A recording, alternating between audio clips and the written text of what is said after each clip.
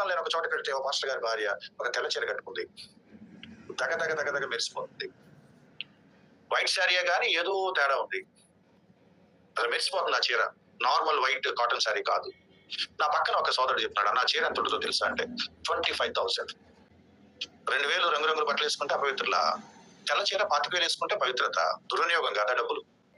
నీ సంఘానికి వచ్చే వాళ్ళు సాధారణమైన ఖరీదులో తెల్ల చీరలు కట్టుకుంటే నువ్వు 25,000 30,000 తెల్ల చీర కట్టుకున్నప్పుడు స్థాయి భేదం కనపట్టలేదా? మరి అది మృదుత్వమా? అది సాధుగుణమా? అది అలంకరణ, స్పిరిచువల్ అలంకరణ కిందకు వస్తుందా? మై డియర్ సిస్టర్స్, దేవుడు హృదయాలు చూస్తున్నాడు. ఏ రంగు బట్టలు వేసుకుంటామనేది చూడు, దేవుడు హృదయాలు చూస్తున్నాడు.